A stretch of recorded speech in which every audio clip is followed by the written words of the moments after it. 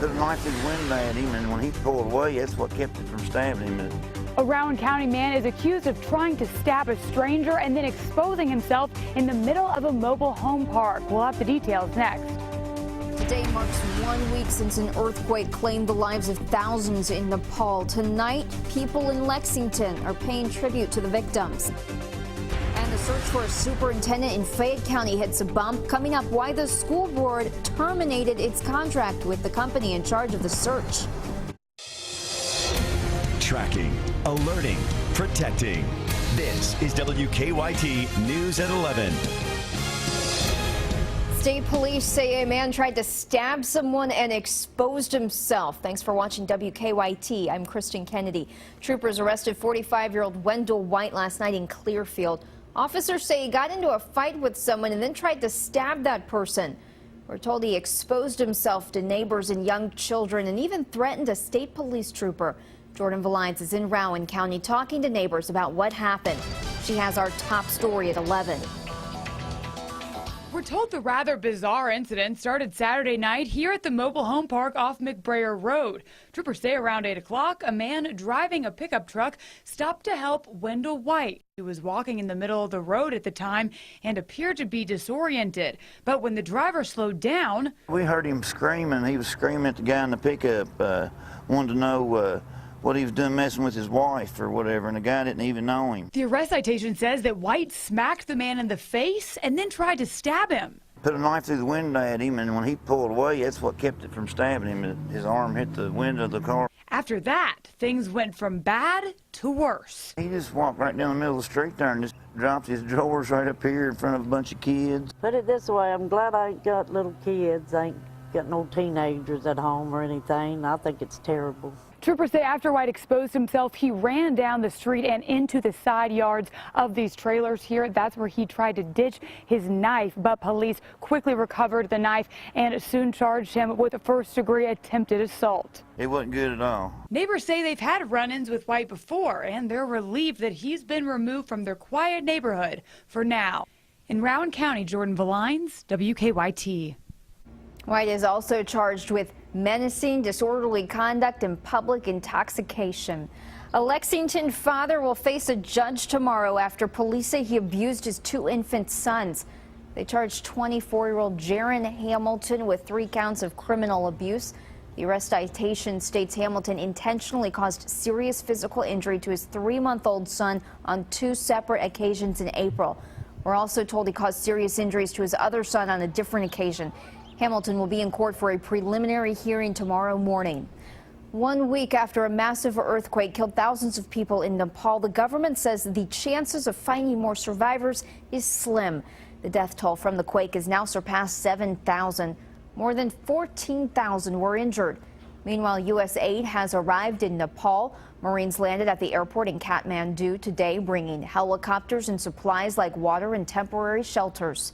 And this evening, people in Lexington gathered in Jacobson Park to remember the thousands of earthquake victims. WKYT Sam Smith shows us how people in Lexington are trying to help Nepal.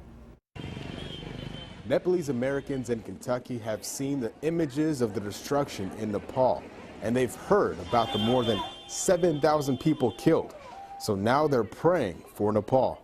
Our thoughts and prayers are with them. Sunday evening at Jacobson Park, the Forum of Nepalese in America gathered for a candlelight vigil. To express our sadness, sorrow, and to support, to honor them. Now, this event was not just about grieving. It was also an opportunity to raise money for those in need. We are trying to support 3 villages where the earthquake epicenter was nearby. FONA has raised more than $9,000 and are approaching their $15,000 goal to help rebuild homes and provide tents and tarps. But it's a wonderful culture with a deep history that the world should get to love. Adrian Takur's husband is Nepalese. She says the turnout for this event is proof of the passion the Nepalese have for their country and their people, and they want to help however they can. And I think what it says is that the Nepalese people are strong and unified. In Lexington, Sam Smith, WKYT. The group FONA plans to eventually collect supplies that can be shipped to Nepal instead of just monetary donations. Friends of the family of 6 killed in a crash are collecting money to help with funeral costs. A woman, her 2 children, and her 3 grandchildren died in Wayne County Friday night. Police say the car the victims were in hit a pickup truck pulling a trailer. Friends have set up a GoFundMe page to help with the surviving family's finances. To donate, just go to WKYT.com and click on the link to this story. Friends and family of a former Scott County bus driver gathered to celebrate what would have been her 74th birthday today. Sue Jones died more than 5 years ago inside her home in Georgetown. Police have arrested 2 people in connection with her death. Today, those who knew her gathered outside the Scott County District Courthouse to release balloons in honor of her birthday. Fayette County Public Schools leaders have hit a bump in the road in their search for a superintendent. The school board held a special meeting this morning to discuss some disturbing allegations against the CEO of ProAct, the company in charge of their search. Today, the district decided to sever its contract with the company. Our plan is to continue to maintain our schedule to the extent that we can. We're going to be pursuing options for vetting phase with another external firm. So the ProAct would collect applications. Another firm would help us vet those applications. We'll also be looking for other options for candidates to apply other than through the ProAct service. District leaders say they'll have to negotiate whether they get back any of the money they've already paid to the search firm. It's going to feel a lot like summer the next few days. The sunshine and warmer temperatures are here to stay. Chief Meteorologist Chris Bailey is tracking a warm-up in the work week. Hey, Chris. Yeah, hard to believe it's actually going to get warmer than where we have been over the past couple of days. And by the way, our Derby weekend, you've got to give it up to Mother Nature over the weekend that we've had out there with beautiful conditions and the warm-up over the next several days, courtesy of that big high pressure that's really in the process of anchoring itself across the mid-Atlantic states. Flow around this coming right out of the Gulf of Mexico across the Bluegrass State. That means warmer than normal temperatures, and with that warm air coming from the south, storms mainly staying to the north and west of Kentucky, though some signs an isolated shower storm may try to blossom into far northern Kentucky as we go into the day tomorrow. But we look at what's going on tonight. Clear skies out there. You've got what is known as the flower moon. It's a full moon called the flower moon here in May. How about this shot from around the Moorhead area over top of Cave Run Lake? Absolutely beautiful out there right now. Temperatures dropping into the upper 50s and low 60s depending on exactly where you are. 59 Lexington, 57 the cool spot into Mount Sterling. How do we look for your Monday? Temperatures tomorrow morning into the 50s by tomorrow afternoon. Mix of sun and clouds and low 80s. When I come back in a few minutes, focus of the forecast is on what else but a week of summer temperatures. Updated hour by hour forecast 10 minutes away. I like that focus. Thank you, Chris. Many areas of the Commonwealth are still recovering from all the heavy rain and flooding earlier this year. This week, President Obama signed a Kentucky disaster declaration providing aid to almost a dozen different counties. Emergency management in Clark County say their damage is some of the worst they've ever seen. 4 Mile Road is a particularly bad stretch.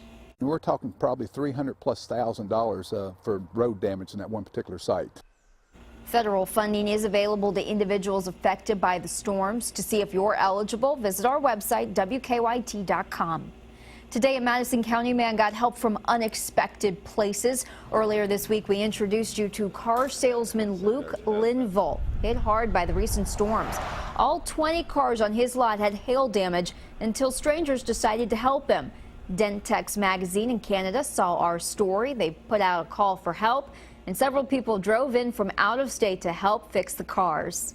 Just know that there is good out there, and if you do good, I can guarantee you're going to receive good in return.